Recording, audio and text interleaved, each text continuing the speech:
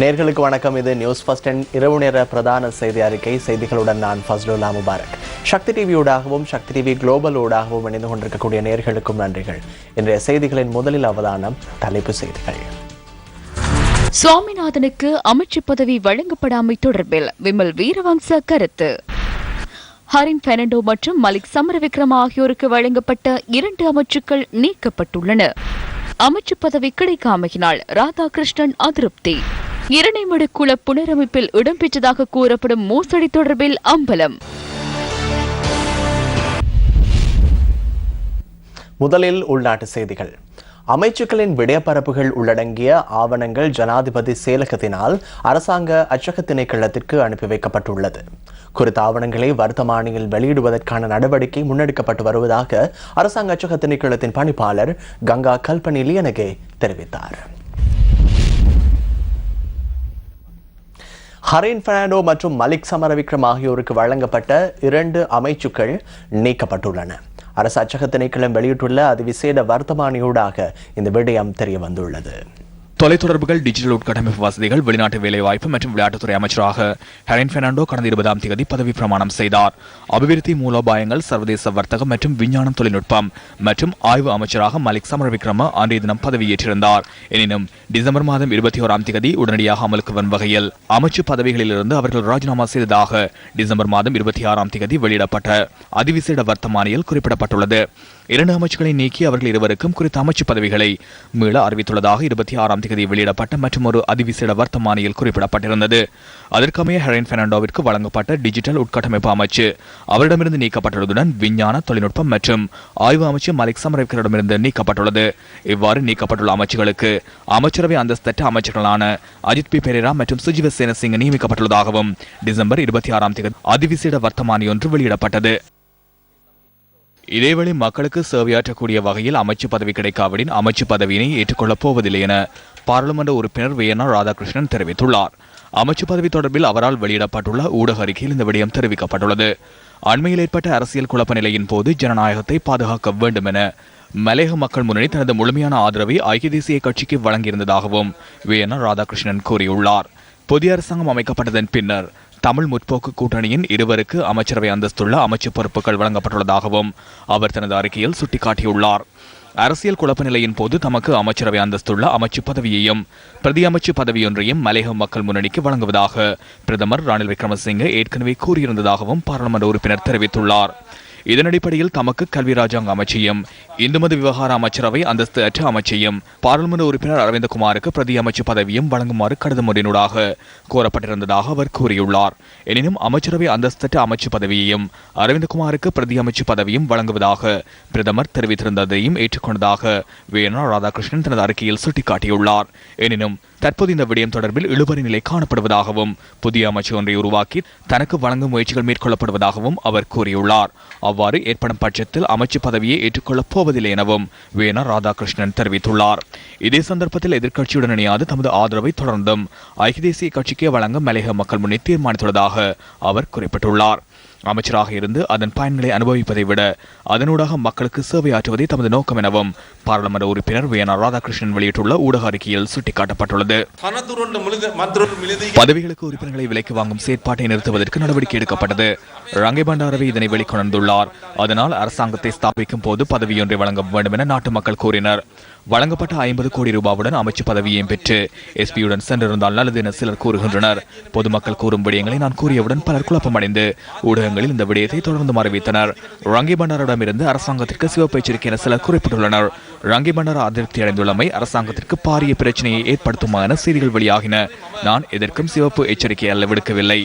மஹிந்த ராஜபக்ச உள்ளிட்ட குழுவினருக்கு எனது சிவப்பு எச்சரிக்கை உள்ளது. இந்த மாவட்டத்தில் இந்த பகுதியில் நாட்டில் பாரிய சேவையாற்றக்கூடிய நபராக பதவியுடன் ஜனவரி மாதம் நான் உங்கள் முன்னால் வருவேன் என்பதை நான் கூறுகின்றேன். அதனால் குழப்பமடைய வேண்டாம். புத்தளம் மாவட்ட பாராளுமன்ற உறுப்பினர் தொடர்பில் நாம் குழப்பமடைய வேண்டியதில்லை. அவருக்கு அமைச்சு பதவி ஒன்று வழங்கப்பட வேண்டும். ஜனாதிபதி மற்றும் பிரதமர் ஆகியோர் எதிர்காலத்தில் கலந்துரையாடி அது தொடர்பில் நியாயமான தீர்வொன்றை வழங்குவார்கள் என நான் எண்ணுகின்றேன். அமைச்சரவை அந்தஸ்துள்ள அமைச்சு பதவி வழங்குவது நியாயமானது.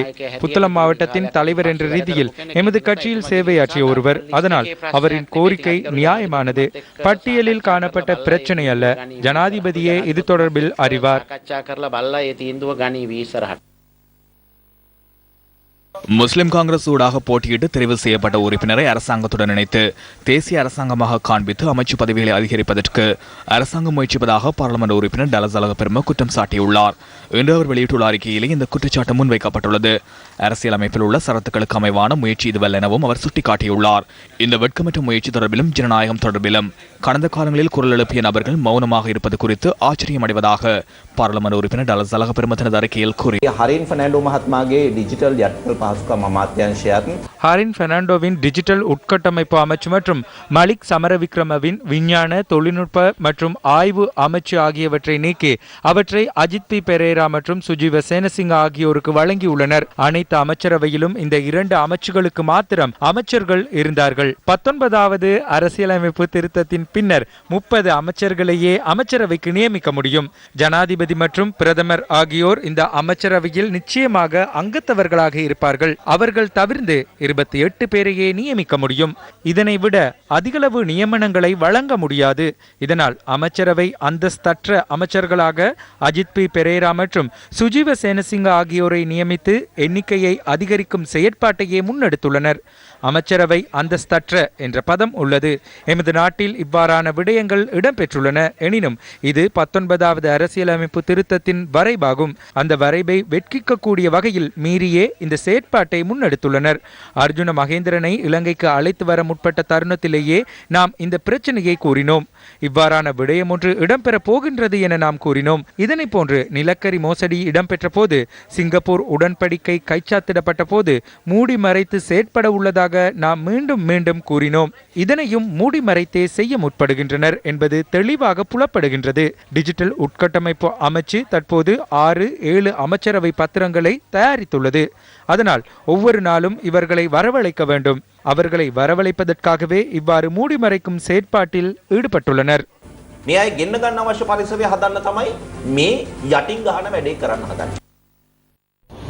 நாடெங்கிலும் உள்ள சர்வதேச அளவில் திறமைகளை வெளிக்கொணர்ந்த மிகச் சிறந்த வீரர்களுக்கு 20 பிளாட்டினம் விருதுகள்.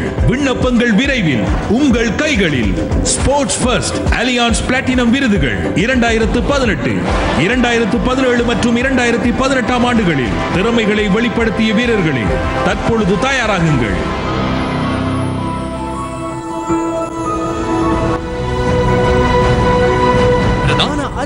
உலகளாவிய பலம், நாடளாவிய நிபுணத்துவம். அலியான்ஸ் இன்சூரன்ஸ் லங்கா லிமிடெடுடன் நீங்களும் இணையுங்கள். வர்த்தக விலைக்கு பிறகு செய்திகள் மீண்டும் தொடர்கின்றன. தேசிய சுதந்திர முன்னணியின் தலைவர் விமல் வீரவங்ச இன்று கொழும்பில் ஊடகவியலாளர் சந்திப்பில் தெரிவித்த கருத்துக்கள் அடுத்து. போதைப் பொருள் கடத்தல்காரர்களுக்கு மீண்டும் சக்தி கிடைத்துள்ளது. இன்று நீங்கள் மாதிகாவத்தை பகுதியை எட்டி பாருங்கள். 7 வயது சிறுவர்களை நிர்வாணமாக்கி வன்புணர்விற்குட்படுத்தி செயற்படும் நிலை மேம்பட்டுள்ளது. போலீசுக்கு முறைப்பாடு செய்யப்பட்டுள்ள போதிலும் அவர்கள் குற்றம் சாட்டப்பட்டவர்களின் பக்கத்தில் நிற்கின்றனர். அதற்கு காரணம் என்னவென்று தேடி பார்த்தால் அதற்கு ஆதரவாக இருப்பது ஆளுங்கட்சியின் பிரதான அரசியல்வாதி ஒருவர். ஜனநாயகத்தை இவர்கள் வழங்குவதாக கூறினார்கள். இறுதியில் ஜனநாயகம் கிடைத்தது பாதாள உலக குழுவினருக்கு. கருப்பு ஊடகங்கள் என கூறிக்கொண்டு தமக்கு பக்கச்சார்பற்ற ஊடகங்களின் மீது அடக்குமுறையை பிரயோகிப்பதே கிடைத்திருக்கும் ஜனநாயகம். ரங்கே பண்டார, லக்ஷ்மண் விஜயமான், ராதாகிருஷ்ணன் ஆகியோருக்கு அமைச்சு பொறுப்புகளை பெற்றுக் கொடுங்கள் என்று கேட்கும் அளவிற்கு ஜனநாயகம் சென்றுள்ளது. பிரதமரின் கீழ் நிறைய அமைச்சுக்கள் காணப்படுகின்றன. அதில் ஒன்றுதான் வடக்கு அபிவிருத்தி அமைச்சு. ஏன் சுவாமிநாதனுக்கு முறை ஒன்றும் வழங்கப்படவில்லை? அமைச்சரவை அந்தஸ்துள்ள அமைச்சு பதவி வழங்கப்படவில்லை. கிடைத்துள்ள தகவலின் அடிப்படையில் இந்த பதவி அவருக்கு வழங்கப்பட இருந்ததாகவும், எனினும் இது தமிழ் தேசிய கூட்டமைப்பின் தேவைக்கேற்ப உருவாக்கப்பட்டதாகவும் சுமந்திரன் கூறுவதை போல வேலை செய்ய முடியுமாக இருந்தால் சுவாமிநாதனுக்கு எடுக்குமாறும் அதற்கு அவர் இணங்காமையால் அவருக்கு அது இல்லாமல் போனது. பிரதமரின் கீழ் அது சென்றது. இது அவரின் கீழ் இருந்தாலும் திரைக்கு பின்னால் சுமந்திரனை இதனை கொண்டு செல்கிறார்.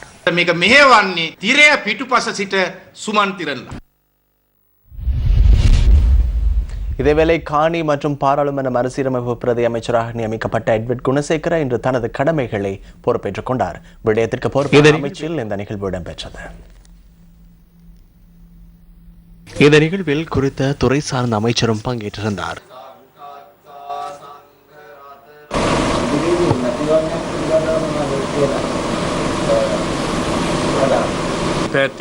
எவ்வாறாயினும் அடுத்த வருடம் ஜனாதிபதி தேர்தலை நடத்தக்கூடிய வாய்ப்பு இருக்கிறது. அதுபோன்று தீர்மானிக்கப்பட்ட விதத்தில் தேவைக்கேற்றவாறு ஏனைய தேர்தல்களும் இடம்பெறும் சாத்தியக்கூறுகளும் இருக்கின்றன. பொது தேர்தலை நடாத்துவதாக இருந்தால் 4.5 வருடங்களுக்கு தான் முடியும். அதனை உயர்நீதிமன்றம் தெளிவாக தீர்ப்பளித்துள்ளது. அதனால் குறித்த கால பகுதியில் அனைத்தும் ஏற்றவாறு இடம்பெறும்.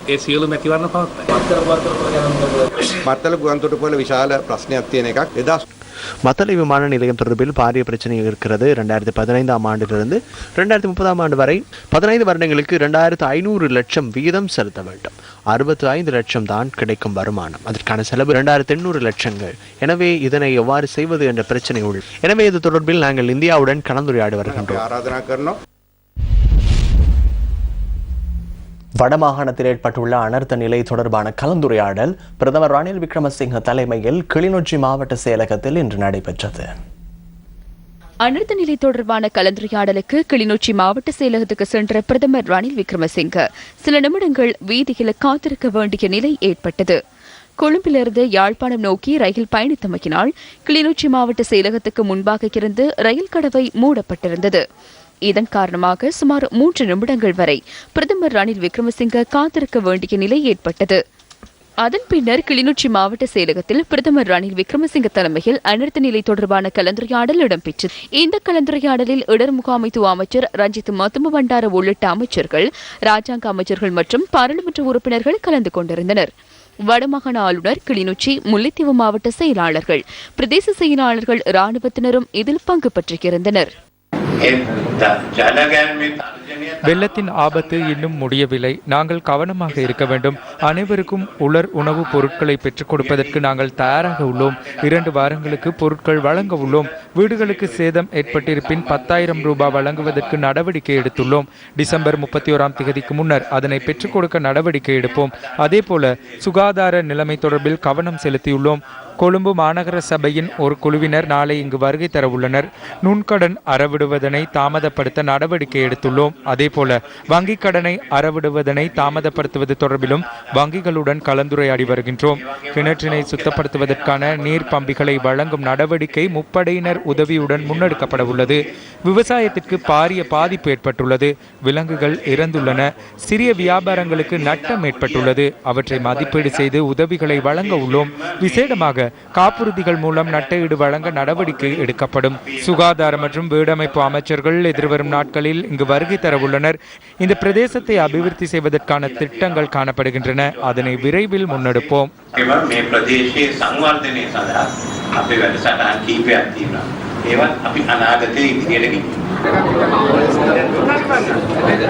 இந்த கலந்துரையாடலின் பின்னர் பிரதமருடன் தமிழ் தேசிய கூட்டமைப்பின் பாராளுமன்ற உறுப்பினர்கள் உரையாடினர்.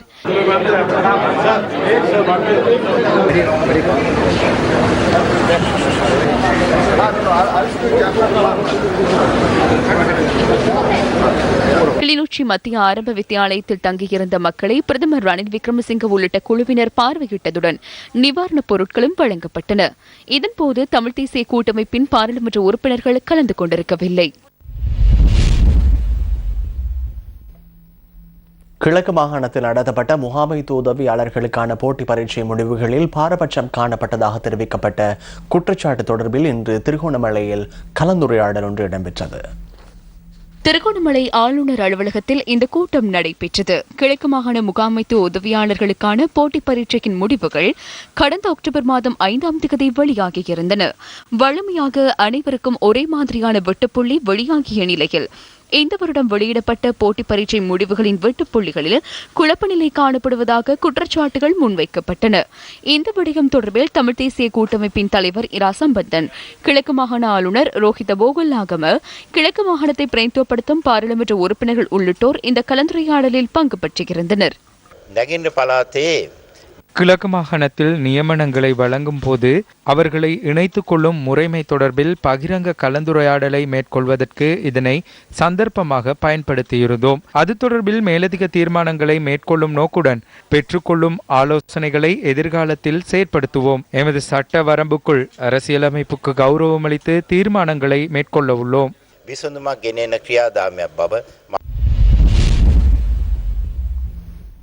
காந்தி சனசமூக நிலைய முன்பள்ளியின் கலை விழா இன்று யாழ்ப்பாணத்தில் நடைபெற்றது. வருகின்ற ஐநாவின் கூட்டத்தொடரில் மீண்டும் சர்வதேச நாடுகள் எங்களுக்கு வலியுறுத்தும். இலங்கையில் நீதித்துறை மிக சிறப்பாக கடமையாற்றுகின்றது. சர்வதேச நியமங்களுக்கு உட்பட்டு இங்கே நீதித்துறை செயற்படுகின்றது. எனவே இன அழிப்பு நடந்த போர்க்குற்ற விசாரணையை நடத்துவதற்கு நாங்கள் இலங்கை அரசாங்கமே இந்த பொறுப்புகளை கையளிக்கின்றோம் என்று அவர்கள் கூறப்போகின்றார்கள்.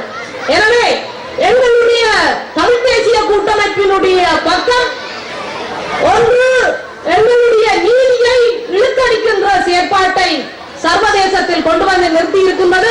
அடுத்தது இந்த கொழும்பில் நடைபெற்ற இந்த பிரச்சனையில் எங்களுக்கு எந்த தீர்வும் இல்லை. எங்களுடைய அரசியல் கைதிகள் விடுவிக்கப்படவில்லை, காணாமல் போனவர்கள் விடுவிக்கப்படவில்லை. வடமாகாண முன்பள்ளி ஆசிரியர்கள் தொடர்பிலும் இதன் போது அனந்தி சசிதரன் கருத்து தெரிவித்தார். எங்களுடைய வடக்கு மாகாணத்தில் தான் போரின் பின்னர் சிவில் நிர்வாகத்திற்குள் வருகின்ற ராணுவத்தினர் தங்களுடைய ராணுவ கட்டமைப்பிற்காக முன்பள்ளி ஆசிரியர்களை எடுத்திருக்கின்றார்கள். அவர்களுக்கு 30,000க்கு மேற்பட்ட சம்பளம், வைத்திய வசதி, பாடசாலை, மோட்டார் சைக்கிள் என்ற சகல வசதிகளும் வழங்கப்பட்டு முன்பள்ளி ஆசிரியர்களாக பாதுகாப்பு படையினரின் சம்பளத்தில் அவர்கள் நியமிக்கப்பட்டிருக்கின்றார்கள். எனவே இங்கு ஒரு பெரிய ஒரு ஏற்றத்தாழ்வு ஒன்று இருக்கின்றது. முன்பள்ளி ஆசிரியர்களான சாதாரண சிவில் நிர்வாகத்துக்கு உட்பட்டு வருகின்ற ஆசிரியர்களுக்கு 6,000 ரூபாய் சம்பளமும், ராணுவம் தான் நியமித்திருக்கின்ற முன்பள்ளி ஆசிரியருக்கு 30,000 ரூபாய் வரையான சம்பளத்தை வழங்குகின்ற. ஆனால் இதுவரையும் யாரும் இந்த பிரச்சனையை கண்டுகொள்ளவில்லை. சமூக வலுவூட்டல் ராஜாங்க அமைச்சர் அலி ஜாகிர் மௌலானாவினை வரவேற்கும் நிகழ்வொன்று இன்று ஏராவூரில் நடைபெற்றது. இந்த அரசாங்கம் ஒரு ஸ்திரத்தன்மையான ஒரு அரசாங்கமாக அமைய வேண்டும் என்ற அடிப்படையில் அந்த ஸ்திரத்தன்மையை ஏற்படுத்துகின்ற நேரத்திலே ஏனைய பகுதிகளில் இருந்து வருகின்ற அந்த பாராளுமன்ற உறுப்பினர்களுக்கும் நாங்கள் அமைச்சு பதவிகள் கொடுப்பதென்றால் ஒரு தேசிய அரசாங்கத்தை ஏற்படுத்துகின்ற நேரத்தில் கூட எங்களது பங்களிப்பின் மூலமாக பல அமைச்சுக்களை மற்றவர்களை உள்வாங்கி அரசாங்கத்திலே ஸ்திரத்தன்மையை ஏற்படுத்தக்கூடிய ஒரு நிலைமையையும் நீங்கள் தந்த வாக்குகளால் பெற்ற அந்த மட்டக்களப்பு மாவட்டத்தின் ஸ்ரீலங்கா முஸ்லிம் காங்கிரசின் உங்களது மாவட்ட பாராளுமன்ற பெற்றிருக்கின்றார். சீரற்ற வானிலையால் வடமாகாணத்தில் சுமார் 1,00,000க்கும் அதிகமானவர்கள் பாதிக்கப்பட்டுள்ளனர். கிளிநொச்சி மாவட்டத்தில் பாதிக்கப்பட்ட மக்கள் வீடுகளுக்கு திரும்புவதாக எமது பிராந்திய செய்தியாளர்கள் தெரிவிக்கின்றனர். வடமாகாணத்தில் நிலவும் சீரற்ற வானிலையால் 38,209 குடும்பங்களைச் சேர்ந்த 1,18,538 பேர் பாதிக்கப்பட்டுள்ளதாக இடர் முகாமைத்துவ நிலையம் தெரிவித்துள்ளது. இவர்களில் 2,827 குடும்பங்களைச் சேர்ந்த 8,983 பேர் 27 முகாம்களில் தங்கியுள்ளனர். இதேவேளை கிளிநொச்சி மாவட்டத்தில் 24,184 குடும்பங்களைச் சேர்ந்த 74,730 பேர் பாதிக்கப்பட்டுள்ளனர். இவர்களில் 1,211 குடும்பங்களைச் சேர்ந்த 3,938 பேர் 12 இடைத்தங்கல் முகாம்களில் தங்கியுள்ளதாக இடர் முகாமைத்துவ நிலையம் தெரிவித்துள்ளது. கிளிநொச்சி மாவட்டத்தில் மக்களின் குடியிருப்புகளில் தேங்கிய வெள்ளம் வடிந்தோடி வருவதாக எமது பிராந்திய செய்தியாளர்கள் தெரிவித்தனர். இந்நிலையில் இரணைமடு குளத்தின் புனரமைப்பின் போது ஊழல் இடம்பெற்றதாக ஈழமக்கள் ஜனநாயக கட்சியின் செயலாளர் நாயகம் டக்ளஸ் தேவானந்தா நேற்று இடம்பெற்ற ஊடக சந்திப்பு ஒன்றில் தெரிவித்திருந்தார். இரணைமடு குளத்தை எடுத்துக்கொண்டால் அணை கட்டுறது, மற்றது அந்த கீழ்வாய்க்கால் கட்டுமானங்கள்ல நிரம்ப ஊழல் எல்லாம் நடந்திருக்கு. இந்த உண்மையில் வெளிவரக்கூடாதுன்றதுக்காண்டி தஸ்தாவேஜில் அழிச்சு போட்டு மூடி மறைக்கிறது. ஏன் உரிய காலத்தில் அந்த வான் கதவுகள் திறக்கப்பட இல்லை, சில கதவுகள் கூட திறக்கப்பட இல்லை. 6,000-7,000 மில்லியன் அதில் செலவழிக்கப்பட்டிருக்கு. அப்போ அதனுடைய சரிபிழைகளை எல்லாம் பார்க்க வேண்டியது மாகாண சபை. வான் கதவுகள் கூட அது அந்த அளவுக்கு செலவழிச்சிருக்கணும் மின்சாரத்தில் தான் இயக்கிறதாக.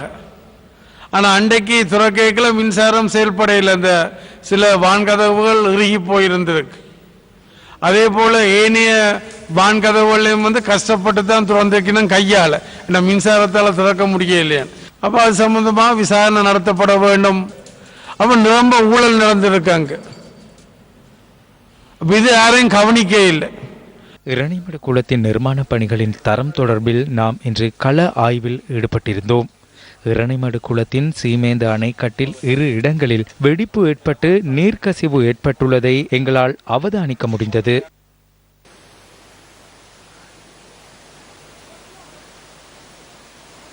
ஆசிய அபிவிருத்தி வங்கியின் 2198 மில்லியன் ரூபாய் நிதி ஒதுக்கீட்டில் இரணைமடு குளம் புனரமைக்கப்பட்டு விவசாயிகளிடம் கையளிக்கப்பட்டது.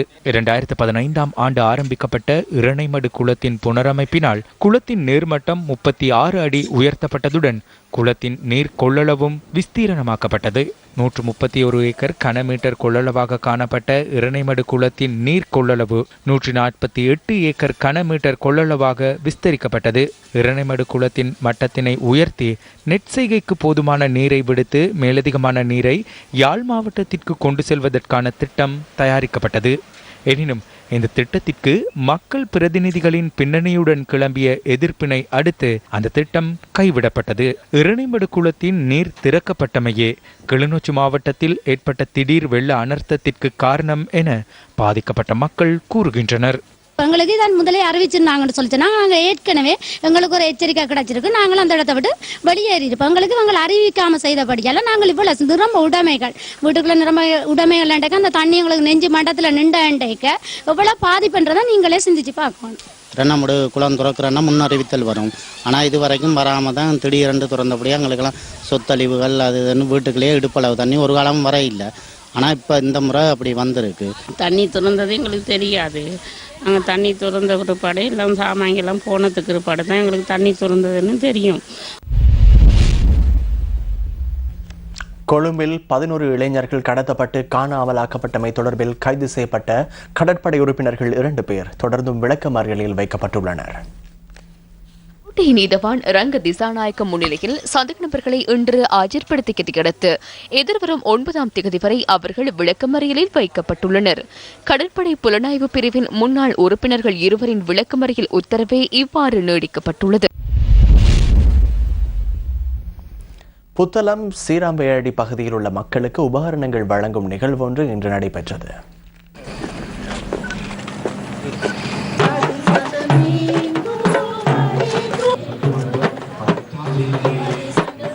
புத்தளம் சிராம்பையடி பகுதியில் உள்ள மக்களுக்கு 5 லட்சம் ரூபாய் பெறுமதியான பொருட்கள் வழங்கப்பட்டன. புத்தளம் செயின்ட் மேரிஸ் தேவாலயத்தில் நடைபெற்ற இந்த நிகழ்வில் ராணுவ தளபதி லெப்டினன்ட் ஜெனரல் மகேஷ் சேனாநாயக்க கலந்து கொண்டிருந்தார்.